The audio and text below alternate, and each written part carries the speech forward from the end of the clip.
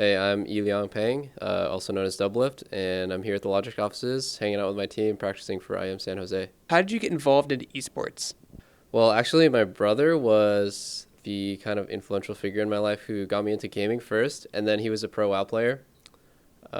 He basically just got me really competitive because I always wanted to beat him, but I never could. And then after a while, I just climbed the League of Legends ladder, and this is when he's like, in his mid 20s, so he's kind of done with gaming, and I was like, oh, cool, I got to go to this land now. I qualified for this event, and he like kind of convinced my parents to let me go, and that's how I got in. What separates a good League of Legends player from someone who's a professional League of Legends player? I think some of the key skills for a pro are just the ability to think critically, like problem solving skills in general, but mostly the ability to learn because the game changes so quickly, and every 2 weeks you have to identify like what's stronger and what's weaker and why, and how the game changes because of that. So not only your ability to work with like teammates, which usually nerdy and introverted people can't do, but just like about the game and about your life. This is a career path where like if you don't know how to learn, then you're not going to survive for more than a few months. Can you take us through a day in your life as a pro gamer from when you get up in the morning to when you go to bed at night? Okay, so for me, I tend to wake up really early, like 6 or 7 a.m., and go to the gym. I don't eat breakfast. I probably play like solo queue for a while until like noon-ish, which is when practice starts. So scrims from noon till about 8 or 9. And then somewhere in there, I'll like have a meal. And then at night, that's kind of like relaxation time or rest, or I tend to just like sleep early because I wake up so early. What's it been like seeing esports grow as a competitive sport over the last 3 years, and you're now with professional teams and Logitech and stuff like that sponsoring teams so they can play professionally?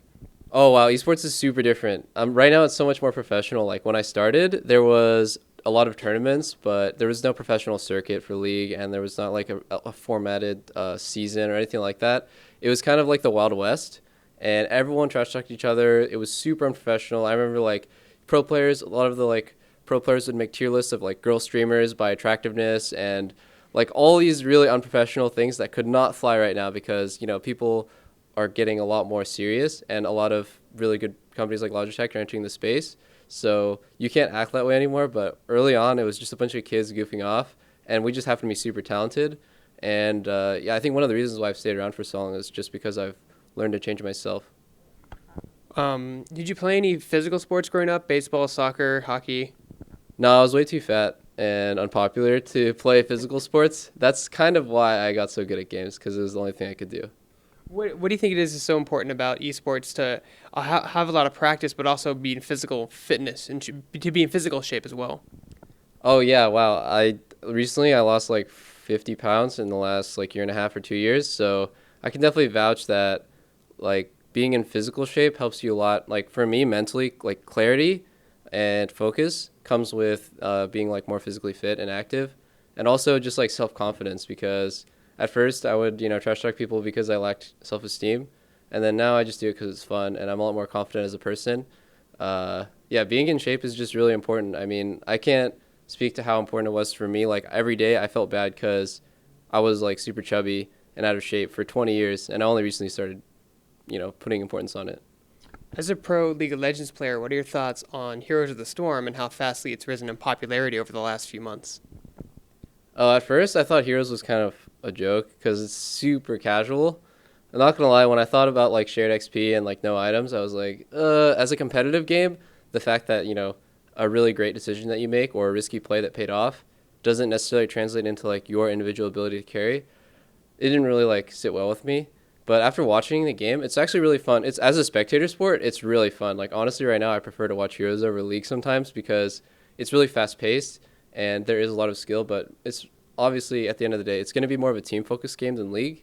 So I kind of just casually watch it on the side. But it's a good game. I haven't really played it yet. I just watch a lot. What advice would you give to anybody who wants to go pro in League of Legends? Hmm. I get a lot of people asking about whether or not they should go pro, and my advice is give yourself like don't quit your day job or school, and just give yourself a few months and set a goal for yourself like I'll hit master tier or I will hit challenger or I'll participate in first tournament and hit like top 4. But like ultimately it's a really big stretch, and it's a dream job for a reason. It's because everyone wants it. So competing against the tens of millions of people who want to be pro gamers, it's pretty difficult. So it's a huge risk, and don't like throw away your life trying to achieve it. Where would you like to see esports in the next 5 years? Hmm. Hopefully with a lot bigger prize pools for League. But in 5 years, I don't really care about viewership too much. It's like it's nice to hit milestones, but I just care about, I guess, like player treatment, because I think players are really misunderstood, and sometimes the trust between a player and an organization is abused. So I think pro players in 5 years should be like a little bit more respected by like the general public, and also just like in the space, just given like a little bit more better treatment. So what's it been like here at the Logitech headquarters, boot camping and training for your, your league team? Oh, well, boot camping here is really fun. I like to travel with my team because it's a really good bonding experience. You know, you go to a hotel, you travel together, you eat together, and like here at the HQ, it's a really nice environment. I mean, they have all the PCs set up for us. The internet's super fast. Like nothing gets in the way between us and practice. So I've been having a really good time here at Logitech. What's it like having a official sponsor for your team, much like NFL and other pro athletes do? Hmm. Well, I don't really think about it too much, but it's really nice when big companies want to they line up with like players like me, and we want to achieve something cool, like send a message, or like basically just deliver a good message to the fans.